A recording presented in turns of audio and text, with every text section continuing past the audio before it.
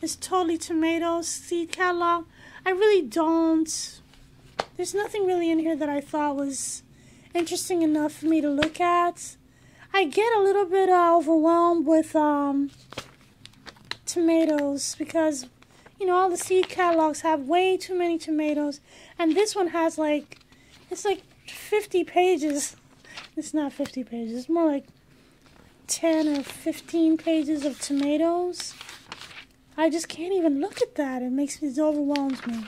And I have a lot of tomato seeds already, so I'm really not looking to experiment with varieties.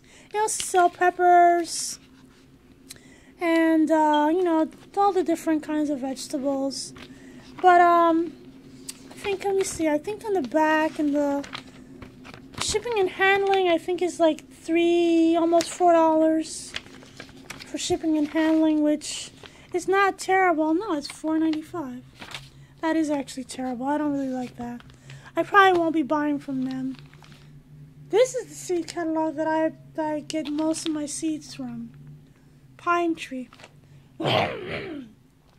And, you know, as you can see, I have a lot of varieties. Circle just about every page.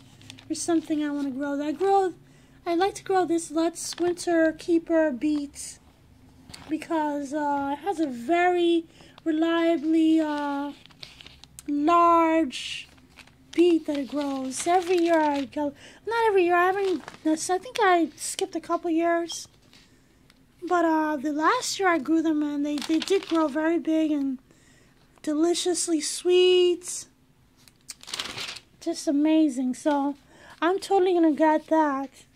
Now see, here's some Scarlet Runner bean seeds, and this is $1.95. I think they wanted like $3.99 or something in the other one. So I would probably get those. You know, this is $1.75 for 300 beet seeds. That's a good deal, you know. There's this golden beets for $1.75 for 100 seeds. That's not a bad price, but let me see. The golden beets tend to be, they don't grow very vigorously, so I don't think I'm going to grow those again this year. I've been wanting to grow this Falstaff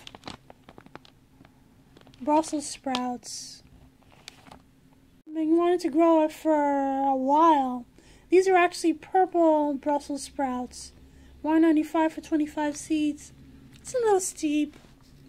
That gives me a little pause, but they're red, and I also have a little bit of a difficulty growing the red varieties of brassica, so this year I grew St. Valerie, or should I say last summer. I grew St. Valerie carrots, and they did very well. They had very good, rates. They're supposed to grow up to like a foot long.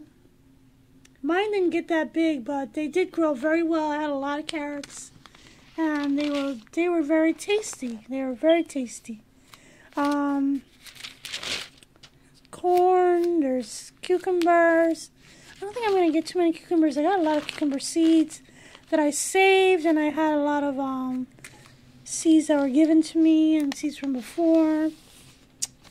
I have a lot of kale seeds too, so I hesitate to consider these, but this is scarlet. I'm really intrigued by the color of I don't think this picture does it justice, but it's supposed to be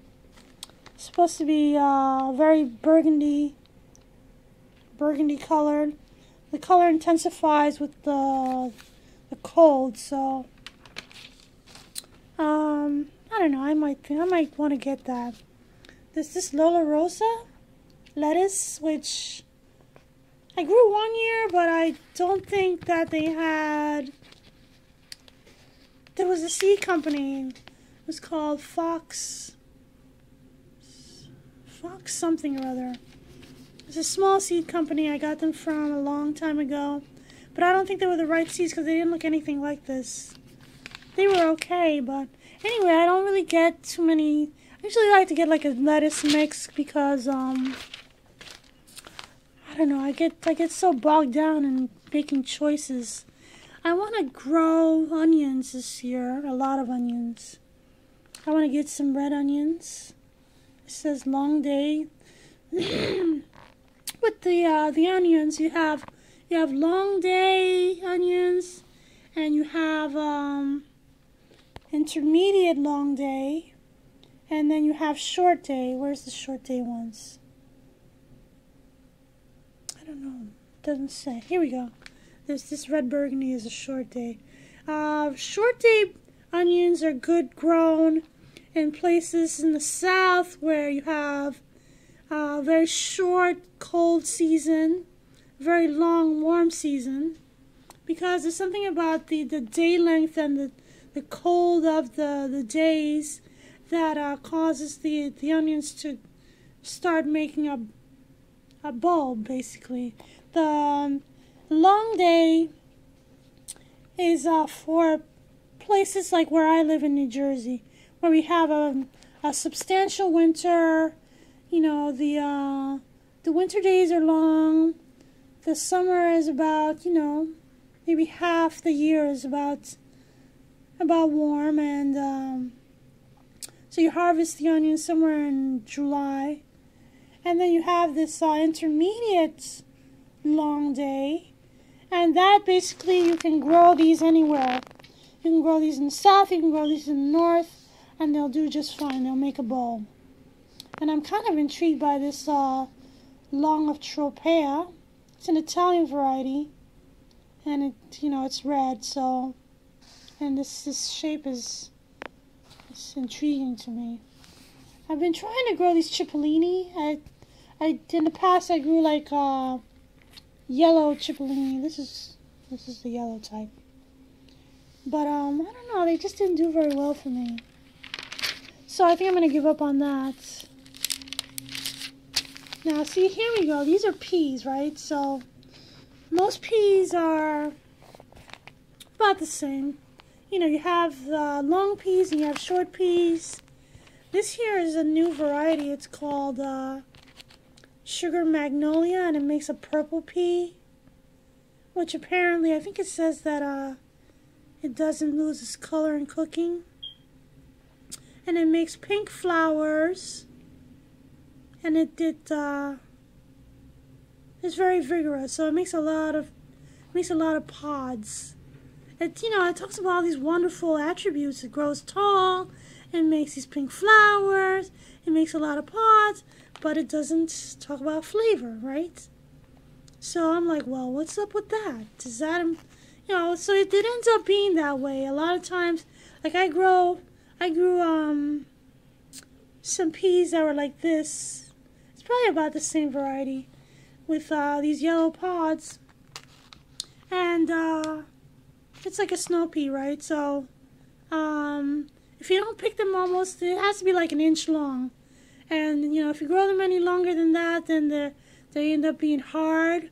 The peas on the inside are hard. The pod is tough and rubbery and fibrous. And there's no sweetness, so I think there might be something like that with these. I don't want to take the chance that I'm very intrigued by the color and all that, but man, I just don't want to take the chance.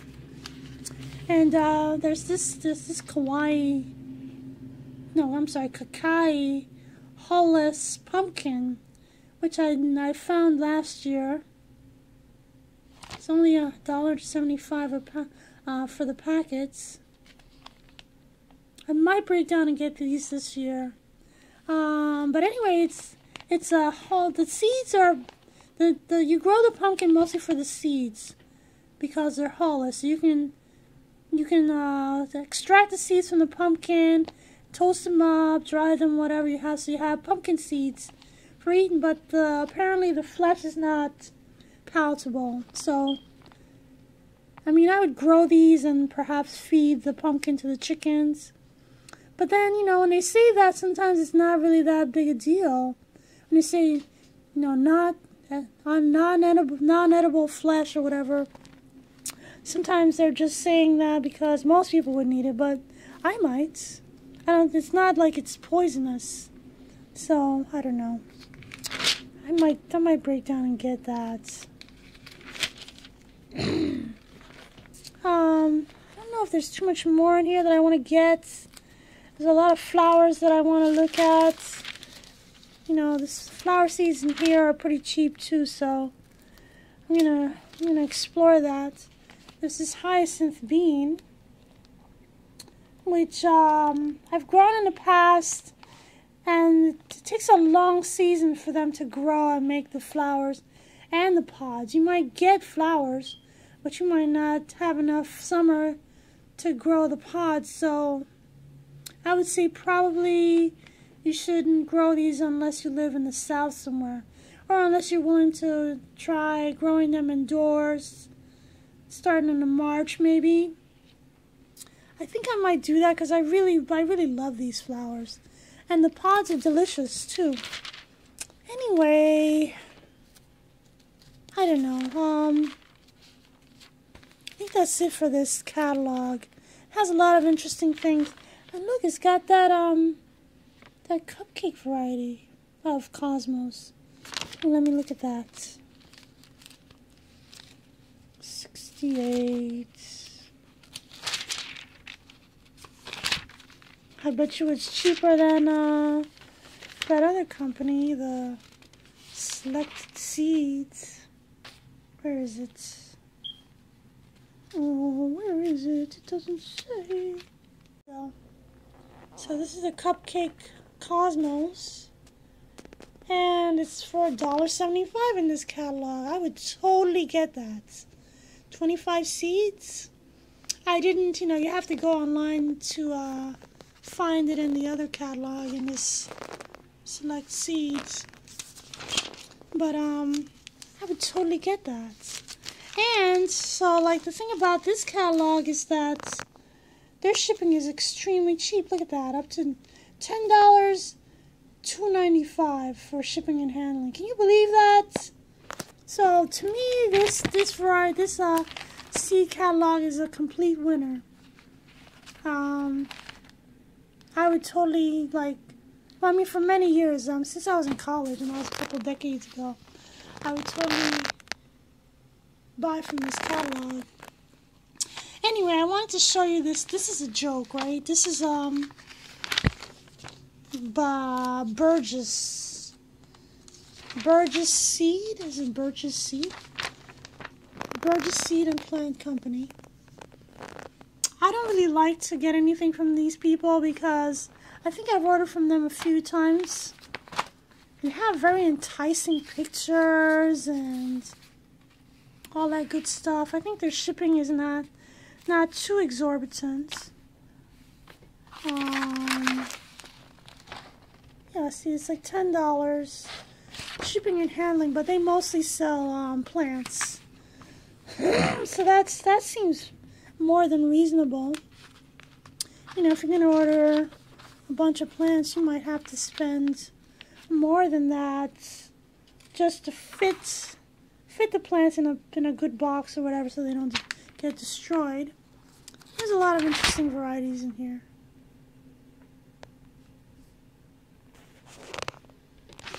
Oh no, I'm running out of batteries. Anyway, I wanted to show you this joke, right? So there's this cage-all sparrow trap. I don't think I've seen a more ridiculous thing in the world. They want $58.96 and 99 cents for a sparrow trap. That is so crazy.